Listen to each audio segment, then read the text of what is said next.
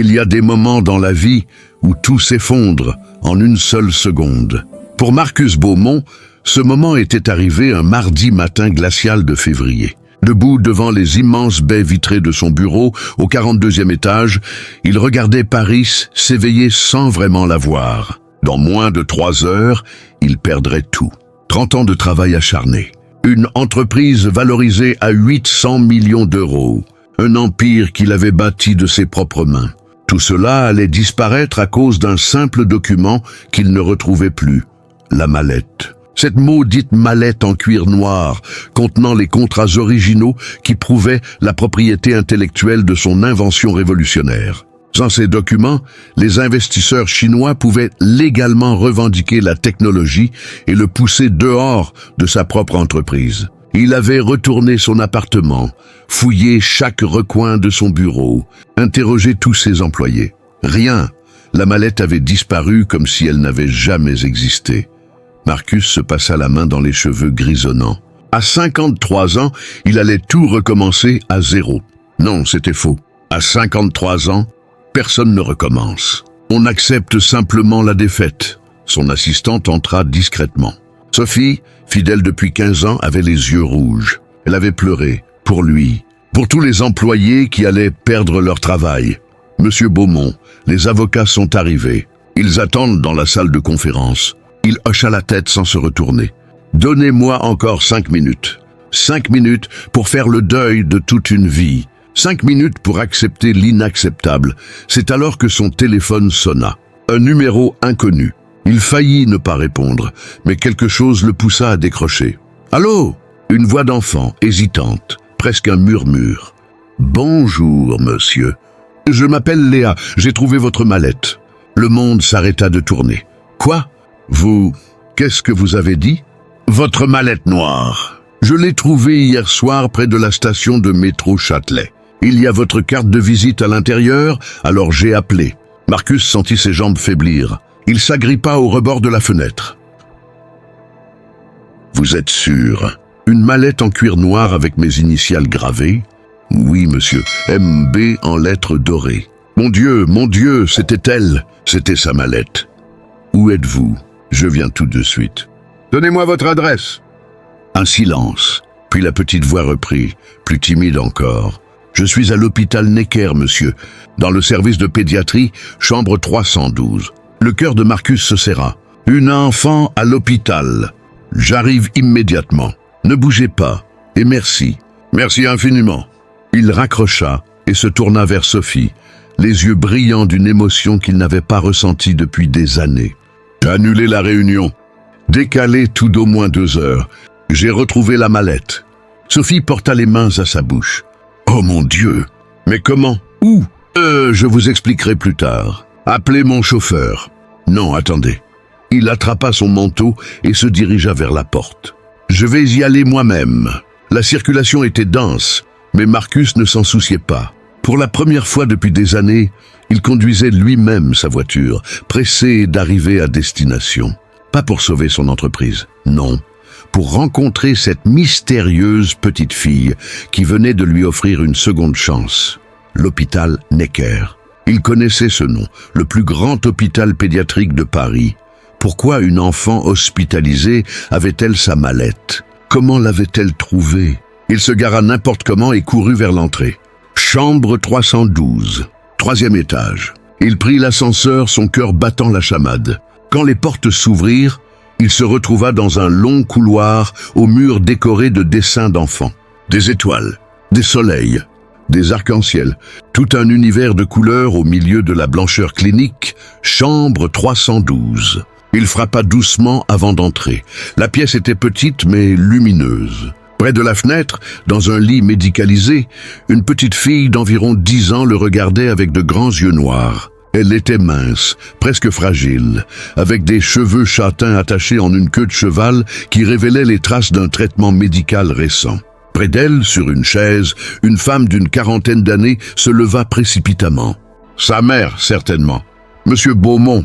Marcus hocha la tête, incapable de parler. Sur la table de nuit, il vit sa mallette. Elle était là, intacte. « Je suis désolé de vous avoir fait venir jusqu'ici », dit la femme, les yeux embués. « Mais Léa a insisté pour vous voir personnellement. Elle voulait vous rendre votre mallette en main propre. Que c'est ça?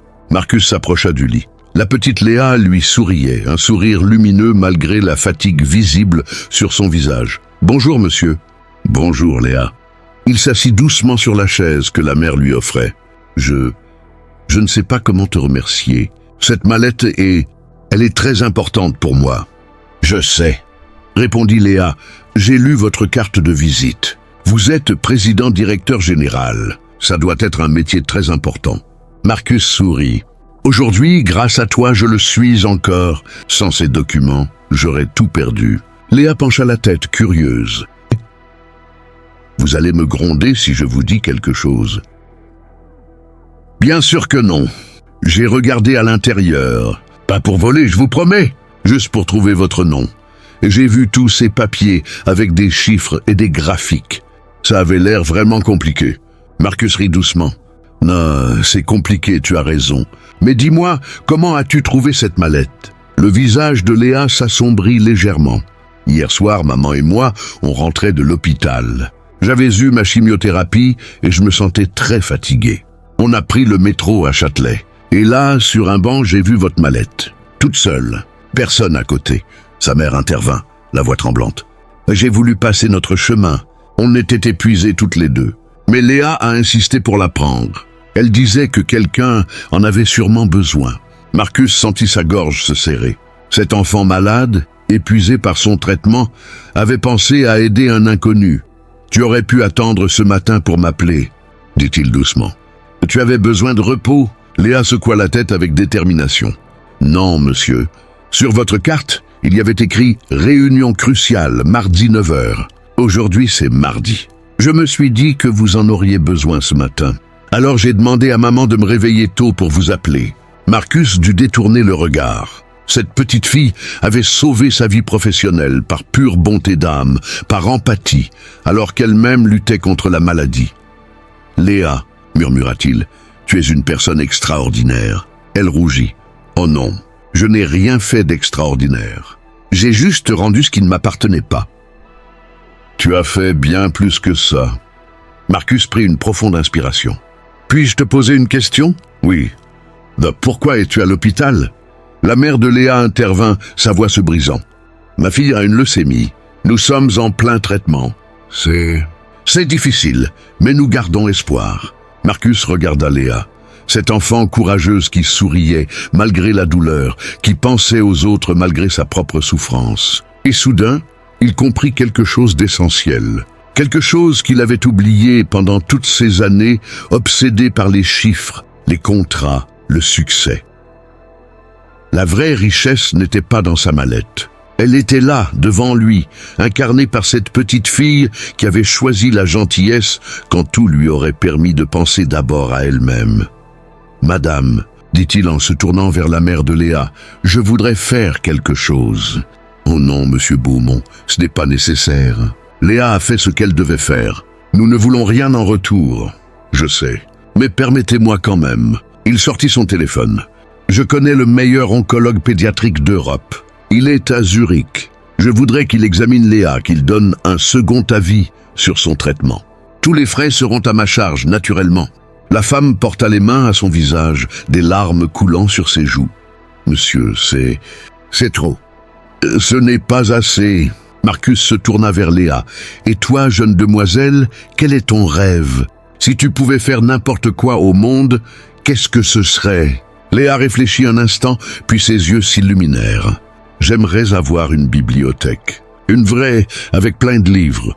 J'adore lire. Ici, à l'hôpital, les livres me font voyager quand je ne peux pas sortir. » Marcus sourit. « Une bibliothèque, c'est noté. » Il passa encore 1 heure avec Léa et sa mère, apprenant à connaître cette famille extraordinaire. Le père était décédé 2 ans auparavant. La mère travaillait comme infirmière, tout en s'occupant de sa fille malade. Elle vivait dans un petit appartement à Montreuil. L'argent était rare, mais l'amour abondait. Quand Marcus quitta finalement l'hôpital, sa mallette sous le bras, il n'était plus le même homme. Quelque chose avait changé en lui. Une fissure s'était ouverte dans la carapace qu'il avait construite au fil des années. La réunion avec les investisseurs chinois fut un succès. Les contrats étaient là, les preuves irréfutables de son droit de propriété. Son entreprise était sauvée. Mais pour la première fois de sa carrière, Marcus Beaumont ne ressentit pas de triomphe, juste de la gratitude. Le soir même, il fit quelque chose qu'il n'avait jamais fait. Il rentra chez lui avant 20 heures. Dans son appartement luxueux mais désespérément vide, il s'assit et réfléchit. Les semaines suivantes furent un tourbillon d'activités. Marcus organisa la consultation avec le meilleur spécialiste de Zurich. Il prit personnellement en charge tous les frais médicaux de Léa. Il fit installer dans sa chambre d'hôpital une bibliothèque sur mesure, remplie de centaines de livres soigneusement sélectionnés. Mais il fit aussi quelque chose de plus important. Il créa une fondation pour aider les enfants malades et leurs familles. Il y investit 10 millions d'euros de son patrimoine personnel et décida que 5% des bénéfices annuels de son entreprise iraient à cette cause. Léa devint le visage et l'inspiration de cette fondation. Sa photo avec son sourire radieux ornait le site web. Son histoire touchait les cœurs partout en France. 6 mois plus tard, Marcus était de retour à l'hôpital Necker. Mais cette fois, c'était pour une célébration. Le traitement de Léa avait fonctionné. Elle était en rémission, dans la chambre décorée de ballons et de guirlandes, entourée de médecins, d'infirmières, de la mère de Léa et de plusieurs employés de sa fondation. Marcus regardait la petite fille rayonner de joie. Elle avait repris des couleurs, ses cheveux repoussaient et son rire résonnait comme une mélodie. « Monsieur Beaumont », l'appela-t-elle en le voyant. « Venez voir !» Elle lui montra un dessin qu'elle venait de terminer. On y voyait 2 personnages, un grand homme en costume tenant une mallette et une petite fille lui tenant la main. Au-dessus, écrit en lettres colorées, « Les vrais trésors sont dans nos cœurs ». Marcus sentit les larmes lui monter aux yeux. Cet enfant lui avait tout appris. Elle lui avait montré que le succès sans humanité n'était qu'une coquille vide, que la vraie richesse se mesurait en vie touchée, en sourire provoqué, en espoir donné. « Léa », dit-il en s'agenouillant près d'elle, « c'est moi qui devrais te remercier. Tu m'as sauvé ce jour-là. Mon entreprise, moi. » Elle lui sourit, de ce sourire qui illuminait tout autour d'elle.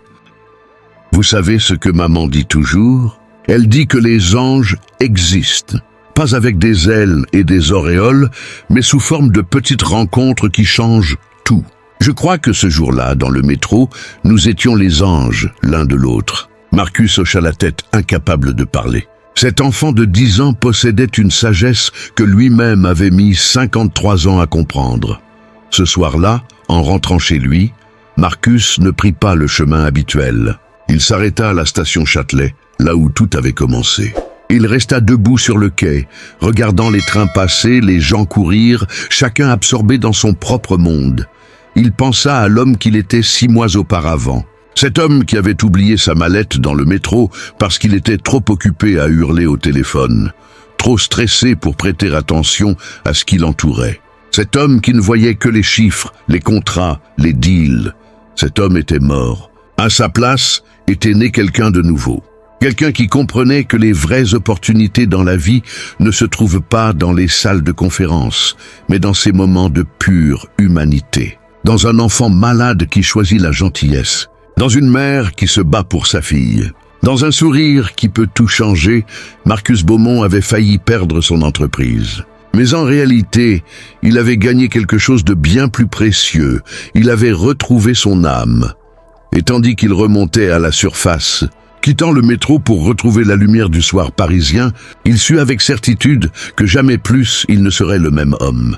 La petite Léa et sa mallette perdue lui avaient offert le plus grand cadeau qui soit, une seconde chance de vivre vraiment. Parce qu'au fond, nous sommes tous à un moment ou un autre au bord du gouffre, prêts à tout perdre. Et parfois, c'est justement à ce moment-là qu'arrive l'ange dont nous avions besoin. Un ange qui nous rappelle que la vraie richesse n'a rien à voir avec l'argent, mais avec la capacité d'être touché par la bonté des autres et de la transmettre à notre tour. Si cette histoire vous a touché, si elle a résonné en vous, prenez un moment aujourd'hui pour être l'ange de quelqu'un d'autre. Un geste simple, un sourire, une aide offerte. Vous ne saurez jamais quelle vie vous pourriez transformer. Partagez cette histoire avec ceux qui ont besoin d'être rappelés que la gentillesse est le plus grand pouvoir au monde. Ensemble, nous pouvons créer un monde où chacun prend soin de l'autre, où aucune mallette perdue ne reste seule sur un banc, où aucun enfant ne lutte seul contre la maladie. Le changement commence par nous. Il commence aujourd'hui. Abonnez-vous pour plus d'histoires qui inspirent et transforment, parce que chaque histoire peut être le déclic dont quelqu'un a besoin.